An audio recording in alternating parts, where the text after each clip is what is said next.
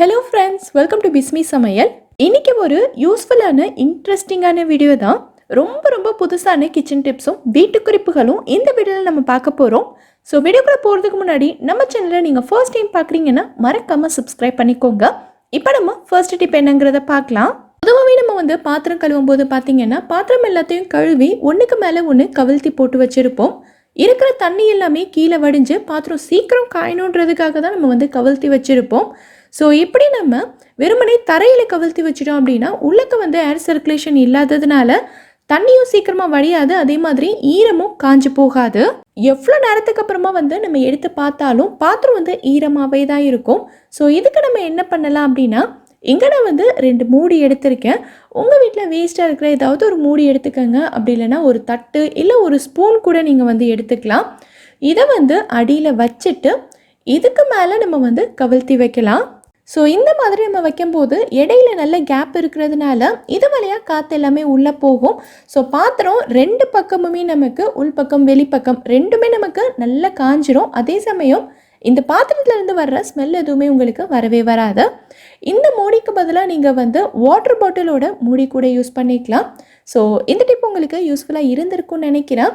இது உங்களுக்கு யூஸ்ஃபுல்லாக இருந்ததுன்னா வீடியோவை லைக் பண்ணிவிட்டு நம்ம சேனலை சப்ஸ்கிரைப் பண்ணிக்கோங்க. இப்போ நம்ம அடுத்த டிப் என்னங்கிறத பார்க்கலாம்.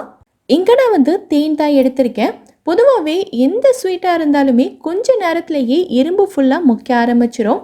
அதுலேயும் இந்த தேன் பாட்டிலை கேட்கவே வேண்டாம். நீங்கள் எவ்வளோ சாக் பீஸ் போட்டு என்ன தான் இதை பாதுகாப்பாக வச்சுருந்தாலும் சரி, தேன் பாட்டிலை சுற்றி ஃபுல்லாக எறும்பு இருந்துக்கிட்டே தான் இருக்கும். நீங்கள் மூடியை சரியாக மூடலை அப்படின்னா தேனுக்குள்ளேயுமே விழுந்துடும். ஆனால் இப்போ நான் சொல்கிற மாதிரி நீங்கள் செஞ்சு பாருங்கள், ஒரு எறும்பு கூட இந்த பாட்டில் பக்கத்துலேயே வராது. அவ்வளோ சூப்பரான எஃபெக்டிவான டிப் இது. ஸோ என்ன பண்ணணுங்கிறத பார்க்கலாம்.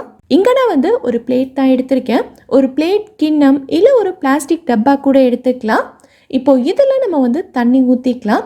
ஃபுல்லாக ஊற்றக்கூடாது, ஒரு பாதி அளவுக்கு வரைக்கும் ஊற்றினா போதும். நார்மல் வாட்டர் தான் நான் எடுத்திருக்கேன்.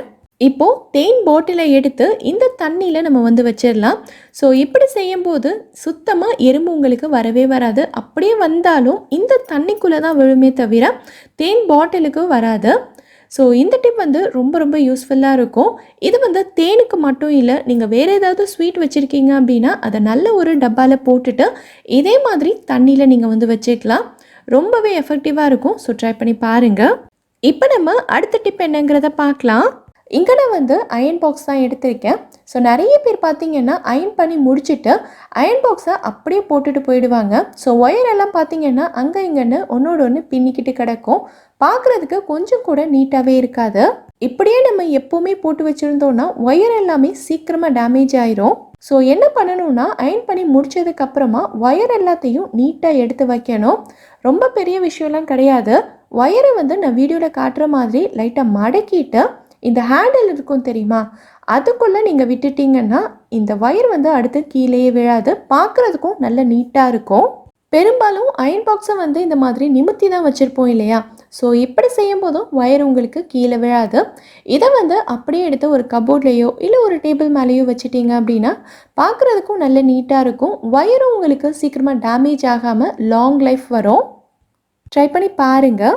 இப்போ நம்ம அடுத்த டிப் என்னங்கிறத பார்க்கலாம். நான் ஏற்கனவே நம்மளோட நிறைய வீடியோஸில் உங்களுக்கு சாக்ஸ் மடிக்கிறதுக்கு சொல்லியிருக்கேன். சாக்ஸை பேராக எடுத்துட்டு அடிப்பகுதியிலேருந்து அப்படியே சுற்றிட்டே மேலே இருக்க எலாஸ்டிக்கில் விட்டுட்டோம் அப்படின்னா பார்க்குறதுக்கு இந்த மாதிரி தான் நல்ல நீட்டாக இருக்கும். அதே சமயம் சாக்ஸோட பேர் எதுவுமே மிஸ் ஆகாமல் நம்ம எடுத்து போடுறதுக்கு ரொம்ப ஈஸியாகவும் இருக்கும். ஆனால் இதில் இருக்கக்கூடிய ஒரு ட்ராபேக் என்னென்னா, இந்த சாக்ஸ் எல்லாத்தையும் சுருட்டி நம்ம எலாஸ்டிக்குள்ளே விடும்போது இந்த எலாஸ்டிக் சீக்கிரமாக லூஸ் ஆகிறத நான் ரொம்ப ரீசெண்டாக தான் நோட் பண்ணேன். ஸோ அதுக்கு பதிலாக நம்ம என்ன பண்ணலாம்னா, சாக்ஸை மொத்தமாக வச்சு சுருட்டாமல் இந்த மாதிரி க்ராஸாக வச்சுக்கோங்க. அடியில் இருக்கிற சாக்ஸை இந்த மாதிரி மடித்து விட்டுட்டு ஸோ மீதி இருக்கிற சாக்ஸை இப்போ மடிச்சிங்க அப்படின்னா ஒரு பாக்கெட் மாதிரி வரும். ஸோ அதில் நம்ம இதை விட்டுக்கலாம். இந்த மாதிரி செய்யும்போது எலாஸ்டிக் நமக்கு அகண்டு போகாமல் இருக்கும். ஏன்னா ரொம்ப தின்னான லேயர் தான் இந்த எலாஸ்டிக்கில் விட்டுருக்கோம். ஸோ எலாஸ்டிக் ரொம்ப லூஸ் ஆகாமல் ரொம்ப நாளைக்கு வரும். சாக்ஸும் பார்க்குறதுக்கு நல்ல நீட்டாக ஆர்கனைஸ்டாக இருக்கும். இப்படியே நீங்கள் கபோர்டில் எடுத்து வச்சுக்கலாம். இதோட பேர் எதுவுமே உங்களுக்கு மிஸ் ஆகாது. ஸோ இந்த மாதிரி ட்ரை பண்ணி பாருங்கள். இப்போ நம்ம அடுத்த டிப் என்னங்கிறத பார்க்கலாம். நம்ம குழந்தைங்களுக்கு ஏதாவது ஒரு சுண்டலோ இல்லை பயிறு வகையோ ஸ்நாக்ஸ்க்கு கொடுத்து அனுப்ப போகிறோம் அப்படின்னா முந்தின நாள் நைட்டே அதை வந்து ஊற வச்சுருக்கணும். ஒரு வேளை நம்ம ஊற வைக்கிறதுக்கு மறந்துட்டோம் அப்படின்னா இப்போ நான் சொல்கிற டிப்பை யூஸ் பண்ணி நீங்கள் 1 மணி நேரம் ஊற வச்சாலே போதும். நல்ல சாஃப்டாக சூப்பராக வெந்து வரும். எப்படிங்கிறத பார்க்கலாம். இதுக்கு நம்ம யூஸ் பண்ண போகிறது பார்த்திங்கன்னா ஃப்ளாஸ்க் தான். எல்லார் வீட்லேயுமே கண்டிப்பாக ஏதாவது ஒரு ஃப்ளாஸ்க் இருக்கும், சின்னதோ பெருசோ உங்களோட அளவுக்கு ஏற்ற மாதிரி நீங்கள் வந்து எடுத்துக்கோங்க. இப்போது இதில் நமக்கு தேவையான சுண்டல் எல்லாத்தையுமே போட்டுக்கலாம். நான் இன்றைக்கி வந்து வேர்க்கடலை தான் ஊற வைக்க போகிறேன். ஸோ இது எல்லாத்தையுமே போட்டுட்டு இப்போது இதில் நம்ம வந்து தண்ணி ஊற்ற போகிறோம். தண்ணி வந்து நல்ல கொதிக்கிற தண்ணியாக இருக்கணும். இந்த ஃப்ளாஸ்க் ஃபுல்லாகவே நீங்கள் வந்து தண்ணி ஊற்றிக்கோங்க. ஸோ இந்த அளவுக்கு தண்ணி ஊற்றிட்டு இதை வந்து நல்ல டைட்டாக மூடி வச்சுக்கலாம். இதை வந்து அப்படியே வச்சு 1 மணி நேரத்துக்கு நல்லா ஊற விட்டுருங்க. இதை வந்து 1 மணி நேரம் நல்லா ஊறினதுக்கு அப்புறமா நான் உங்களுக்கு எடுத்து காட்டுறேன் பாருங்க. நம்ம கையில் எடுத்து நசுக்கி பார்த்தோம்னா 2 உடையிற அளவுக்கு சூப்பராக ஊறி இருக்கு. நம்ம ஃப்ளாஸ்கில் கொதிக்கிற தண்ணி ஊற்றி வச்சுருந்ததுனால 8 மணி நேரம் நம்ம நார்மல் வாட்டரில் ஊற வச்சா எப்படி இருக்குமோ அது வந்து ஒரே மணி நேரத்தில் உங்களுக்கு சூப்பராக ஊறிடும். நம்ம ஊற வச்சிருந்த தண்ணியை கீழே கொட்டிட்டு மறுபடியும் நல்ல தண்ணி சேர்த்து இதுக்கு தேவையான அளவுக்கு உப்பும் சேர்த்து நான் எப்பயும் போல் ப்ரெஷர் குக்கரில் இதை வேக வச்சு எடுத்துக்கிறேன். இப்போ கடலை பார்த்தீங்கன்னா நல்ல சாஃப்டாக வெந்து வந்திருக்கு. ஸோ இனி வந்து நீங்கள் சுண்டலோ கடலையோ ஊற வைக்கிறதுக்கு மறந்துட்டீங்க அப்படின்னா இந்த டிப்பை ஃபாலோ பண்ணிக்கோங்க. இந்த டிப் உங்களுக்கு யூஸ்ஃபுல்லாக இருந்ததுன்னா எனக்கு கமெண்ட்டில் சொல்லுங்கள். இப்போ நம்ம அடுத்த டிப் என்னங்கிறத பார்க்கலாம். நம்ம கடையில் நெய்யெல்லாம் வாங்கணும் அப்படின்னா இந்த மாதிரி அலுமினிய டப்பாலையோ அப்படி இல்லைன்னா ஒரு பிளாஸ்டிக் டப்பாலையோ தான் போட்டு தருவாங்க. ஸோ நெய்யெல்லாம் காயானதுக்கப்புறமா அடியில் பார்த்தீங்கன்னா கொஞ்சம் கொஞ்சம் நெய் அங்கங்கே வந்து ஒட்டிகிட்ருக்கோம். இந்த டப்பாவை நம்ம சூடு பண்ணி கவுத்தி வச்சுருந்தாலுமே இதோட வாய்ப்பகுதி இந்த மாதிரி இருக்கிறதுனால நெய் ஃபுல்லாக நமக்கு வந்து கீழே வடியாது. இந்த டப்பாவை நம்ம அப்படியே கீழே தூக்கி போடுறதுக்கும் மனசு வராது. ஸோ எப்படி யூஸ் பண்ணிக்கலான்னா இங்கே நான் வந்து கோதுமை மாவு தான் எடுத்திருக்கேன். நம்ம சப்பாத்தி போடுறதுக்கெல்லாம் பிசைஞ்சு வச்சுருப்போம்ல அந்த மாவுலேருந்து கொஞ்சம் கொஞ்சமாக எடுத்து இந்த டப்பாக்குள்ளே போட்டுட்டு இதில் இருக்கிற நெய்யில் நல்லா பெரட்டி எடுத்துக்கலாம். நம்ம சப்பாத்திக்கு உருட்டி வச்சுருப்போம்ல அதை வந்து ஒன்று ஒன்றா போட்டு உள்ளே இருக்கிற நெய்யில் நல்லா கோட் பண்ணி எடுத்துக்கலாம். எவ்வளோ நெய் வருது பாருங்கள். 3-4 உருண்டை கிட்ட நான் நல்லா தேய்ச்சி எடுத்துட்டேன்.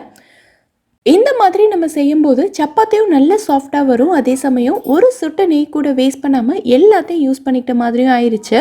ஸோ ட்ரை பண்ணி பாருங்கள். நான் வந்து தக்காளி தொக்கு தான் எடுத்திருக்கேன். வெங்காயம் தக்காளி மிளகாய் தூள்லாம் போட்டு சப்பாத்திக்கு நம்ம வந்து சைட் டிஷ் பண்ணுவோம் இல்லையா, அதுதான். காலையில் செஞ்சது கொஞ்சமாக மீந்து போச்சு. ஸோ இதை வந்து மறுபடியும் எப்படி ரீயூஸ் பண்ணிக்கலாங்கிறத இப்போ பார்க்கலாம். இதை வந்து நைட்டுக்கு வச்சாலும் கண்டிப்பாக யாருமே சாப்பிட மாட்டாங்க. ஆனால் இதை நம்ம வேஸ்ட் பண்ணவும் முடியாது இல்லையா. ஸோ என்ன பண்ண போகிறேன்னா இங்கே நான் வந்து குழம்பு தான் செஞ்சிட்ருக்கேன்.